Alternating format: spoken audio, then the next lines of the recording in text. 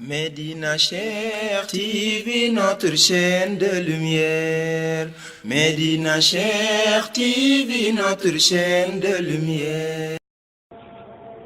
waaye itam nag mu mel ni li yàlla barkeel yonent bi yëpp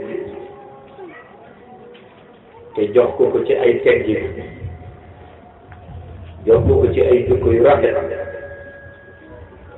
ba nga xam ni sax amul jukko ju rafetul moom yonent jukko yëpp yàlla tagg na wax ko ni qualité yëpp buñ koy seeti ci moom lañ koy jeexe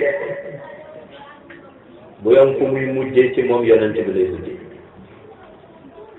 su ko defee looloo tax ginnaaw bi ko yàlla defee mu gën mbindeef yëpp nga xam ni mooy sangu mbindeef yàlla wax ñi bëgg fexe am lenn ci man xanaa muy cër wala muy wàllu yiw na ngeen jàppandu ci moom pour agsi na ngeen jàppandu ci moom pour agsi waaye mu mel na alquran jot na ko résumé ci lu gàtt te mooy li yàlla wax ni inna allaha wa malaikatahu yusalluna ala nabi daal di ni yaa ayyuha alladina amanu sallu alayhi wa sallimu taslima mu mel ni yàlla bu d'accordé ni moom yàlla ak malaakaam yëpp àndandoo nanu julli ci benn jëmm jooju kenn dootul werantee ci maqaam rawatina mu sant ñiy dund ci daayiratul iman yëpp ni leen na ngeen di julli ci moom kon kooku yàlla teral la su ko defee teral nga boobu mu am moo tax mu doon royukaay waaye bayt yi ni jàng ci moom it ba guddi ga di agsi wut yiw rek la waaye taxul nag mu doon dara ci yonent bi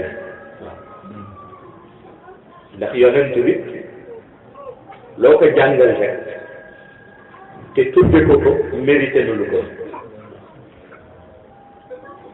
lu ko ëpp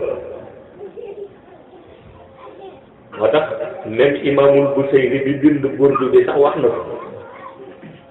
muhammadun sayyidul kawnayni wa shaqalayni wal fariqayni min urbin wa min ajam kon moom d'accord na ni loo tudde yonent bi ci wàllu sang wala nga tudde ko ci wàllu ngëneel yi mu am wala nga tudde ko ci wàllu daraja mel na ni yonent bi uufoon na loolu balaa nga koy yëg yow balaa nga koy yëg ndax léeg-léeg nga tagg nit tagg ko ca qualité yi mu amee tagg ko ca darajaam yi mu amee fekk yi mu koy wax di ko tagge amoon na ko balaa nga koy yëg yow waaw amoon na ko balaa nga koy yëg amoon na ko balaa ngay gane ci àddina